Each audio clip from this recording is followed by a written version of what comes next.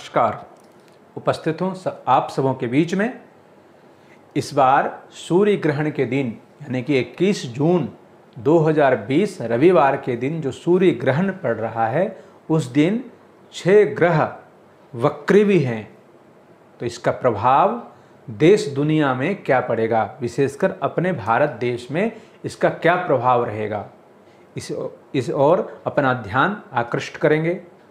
साथ ही और देशों में इसके क्या प्रभाव रहेगा। वो 6 ग्रह वक्री हैं ग्रहण के दिन और इसका प्रभाव आगामी 1 महीने तक रह सकता है। इससे पहले आप सभी के सम्मुख मैंने सूर्य ग्रहण से संबंधित फलाफल आम राशियों पर 12 राशियों पर क्या पड़ेगा आप सभी को बता चुके हैं। आप सभी को वीडियो मिल चुका होगा। उसमें प्रत्येक राशि का सूर्य ग्रहण का प्रभाव और प्रत्येक राशि को क्या साधना करना चाहिए, क्या उसका मंत्र है, इस सभी आप सभी के सम्मुख इस बात को मैं रख चुका हूं। सूतक काल की भी चर्चा उस वीडियो में हमने किया है। 20 तारीख को ग्रहण का सूतक काल रात्रि 10 और 10:30 के बीच में भारत के अलग अलग शहरों में अलग अलग समय में लगेगा। विशेषकर दिल्ली का स्टैंडर्ड समय को हम लेते हैं तो 10:18 20 तारीख को रात में सूतक लग रहा है और 21 तारीख को ग्रहण काल भी प्रातः 10:18 से 2:04 तक रहेगा। उस दौरान आप अपने राशि अनुसार साधना करें अपने लिए और उसका लाभ, जो सूर्य ग्रहण का लाभ है साधना से, उसका लाभ लेने का प्रयास करें। इस बार 800 वर्ष से अधिक समय हो चुका है जब इस तरह आकार का सूर्य ग्रहण लगा है, यानी कि चूड़ामणि सूर्य ग्रहण।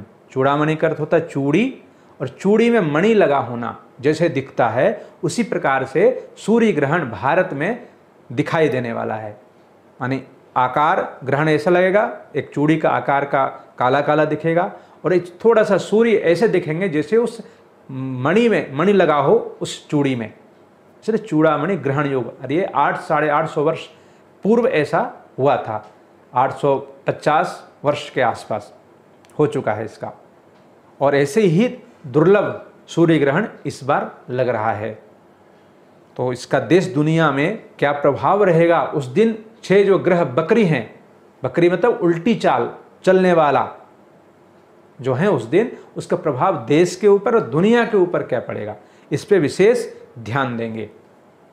वीडियो को अंत तक देखें और आप चैनल में नए हैं, क्योंकि मैं भी खुद इसमें नया हूँ, तो आप इस चैनल को सब्सक्राइब करिए और अच्छा लगे तो शेयर भी करिए, लाइक भी करिए, और आपकी कोई सुझाव हो, कोई राय हो, आप कमेंट बॉक्स में लिखिए। आगे बढ़ते हैं। तो हम बात कर रहे थे 6 वक्र ग्रह की प्रभाव देश और दुनिया पर। तो पिछले मई में 11 और 14 तारीख के बीच में, मतलब 3-4 दिन के दरमियान 3 ग्रह वक्री एक साथ हुए थे। कौन कौन सा? शनि, गुरु और शुक्र।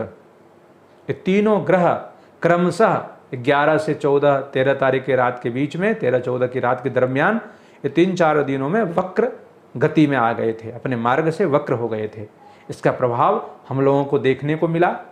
जैसे शनि जो दास कारक ग्रह है, उसका स्वभाव दास का है, न्यायाधीश का है। तो जो अपने आम जीवन, आम वर्ग में जो रहने वाले व्यक्ति हैं अपने भारत में, जैसे मजदूर वर्ग, गरीब वर्ग, इसके ऊपर इसका प्रभाव सभी को देखने को मिला और अब देखने को मिल भी रहा है। उनको बहुत परेशानी उठानी पड़ी, जग जाहिर है सभी को। ये वक्रगत होने के कारण ये प्रभाव रहा कि जो सामान्य व्यक्ति थे, जो गरीब मजदूर वर्ग के थे, उनको परेशानी उठाना पड़ा।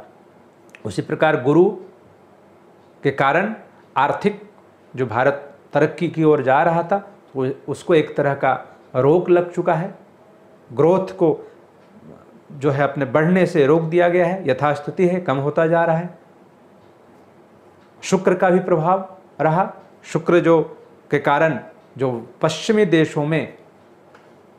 देशों में प्रभाव जो और बहुत ज़्यादा बढ़ रहा था, उसमें भी दूसरे देशों से भारत की कम्युनिकेशन, जो व्यापार का आदान प्रदान हो रहा था, उसमें भी कमी देखने को मिला।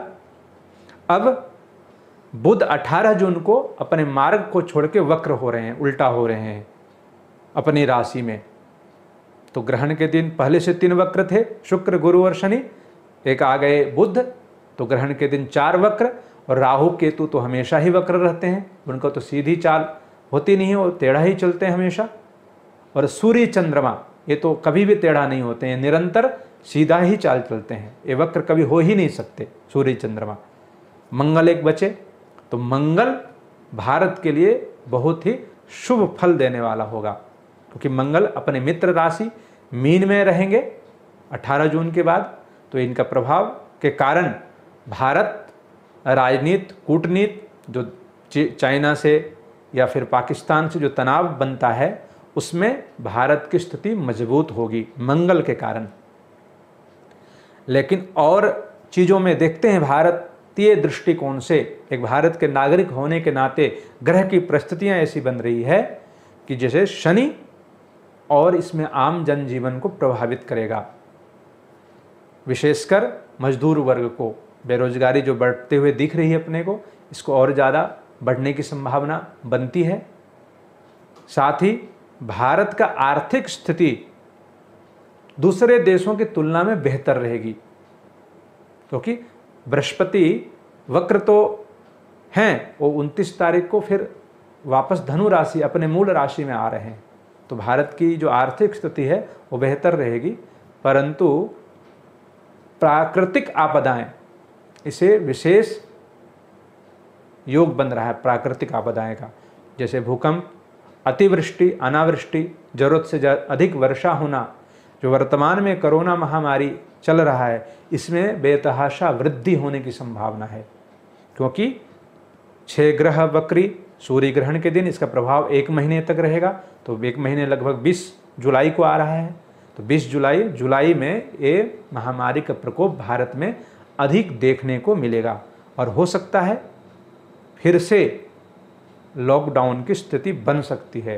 तो विशेषकर सावधानी रहें, इस महामारी के प्रति सतर्क रहें, सजग रहें, क्योंकि ग्रह की परिस्थितियां जुलाई में खराब करने वाली है।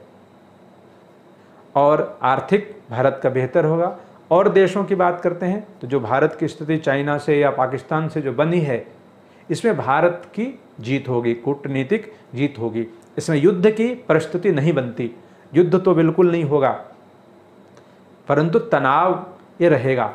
और तनाव 20 जुलाई के बाद खत्म होना शुरू हो जाएगा और लगभग 5 अगस्त के बीच में, 5 सितंबर के बीच में, इसके बीच में ये तनाव पूरी तरह समाप्त हो जाएगा।